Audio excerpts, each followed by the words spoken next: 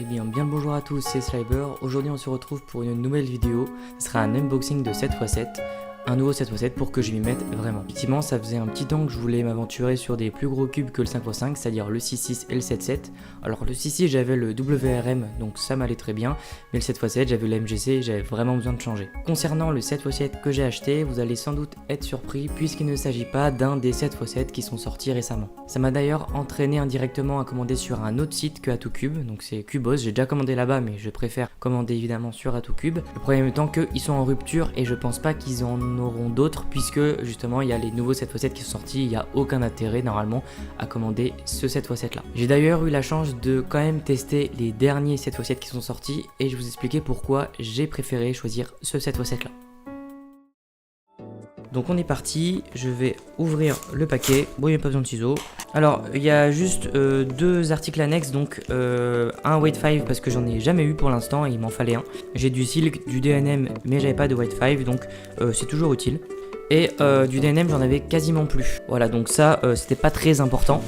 Nous ce qu'on veut c'est ce cube, donc le Aofu WRM. Alors ce cube ça fait depuis 2022 qui est sorti.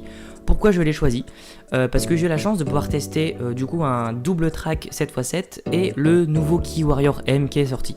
Pour être très rapide, pourquoi je n'ai pas choisi le Key Warrior? Tout simplement parce que le feeling key je n'aime pas trop, donc j'ai voulu le tester évidemment pour m'en assurer et ça m'avait fait penser au vieux 4x4 Boucoué, donc ça c'était quand j'étais en compétition en 2018. Du coup ça m'a fait penser à ce feeling key que je n'aime pas trop. Et le double track il est vraiment très petit, tranche interne, il faut vraiment être très précis et je me suis dit qu'en situation de compétition peut-être que je serais amené à être beaucoup moins précis.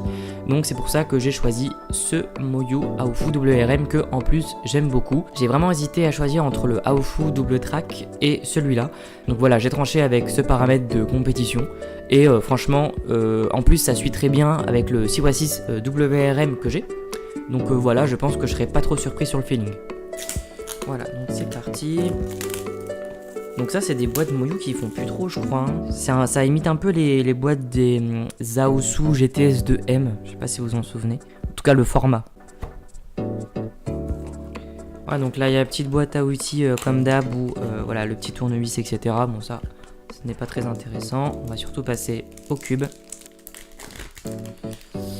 Voilà, donc pour comparer. Désolé pour la qualité de la caméra, il fait un peu nuit chez moi. Je peux pas vraiment faire mieux. Voilà, désolé, ce sera un petit peu plus sombre. Donc on a du coup niveau taille, des tailles qui sont pas si différentes. Bon après c'est je crois 1,5 mm, quelque chose comme ça. Donc voilà, moi niveau taille franchement ça me va parfaitement. Donc je vais comparer avec l'ancien 7x7 que j'utilisais. Voilà, la taille est vraiment différente hein. Là vraiment on sent que c'est un gros bloc. Là c'est vraiment beaucoup plus accessible. Et les couleurs utilisées je préfère aussi hein. Voilà, le vert est beaucoup plus sombre. Le rouge ça change pas trop. Le bleu plus sombre aussi. Le blanc et le jaune bon ça change pas trop. Je vais simplement essayer avec les premiers turns. Ouais, évidemment le cube est encore très sec. J'ai profité pour mettre du White 5 d'ailleurs. Voilà, le cube est vraiment sec hein. Mais voilà, le feeling me fait vraiment penser au Moyu WRM. Il tourne un peu mieux déjà, mais c'est parce que je l'ai un peu setup.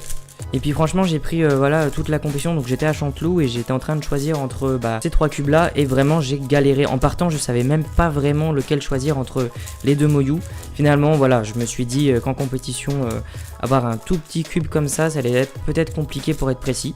Mais voilà, là je trouve ça très bien. Voilà, il faut juste que je le rôde un peu évidemment hein. Mais ouais, niveau tranche externe c'est vraiment super bien. Et voilà, vraiment c'est super. Pour quand même terminer sur le key, pour être vraiment objectif avec vous, si vous n'avez pas de problème avec le feeling key, d'ailleurs je vous invite à essayer le plus de 7x7 possible avant d'en acheter un. Après si le 7x7 c'est vraiment pas une priorité pour vous et que vous voulez juste un bon cube, foncez sur le key évidemment.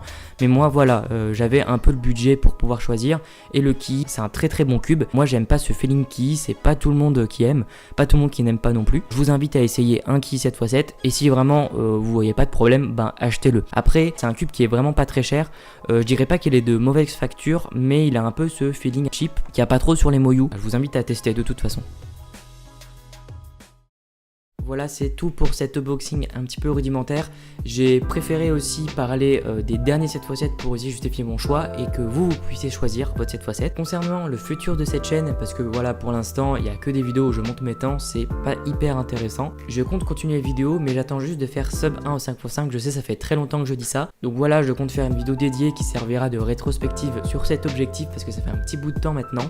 Et après, je compte avoir quelques idées, donc pourquoi pas montrer ma modeste collection de Rubik's Cube ou même peut-être faire une tier list des events 2026, une petite mise à jour par rapport à celle de 2023 je crois. Donc voilà, j'essaye de tryhard de fou au 5x5 pour pouvoir vous proposer cette vidéo et après il y aura, j'espère normalement, des vidéos qui vont suivre.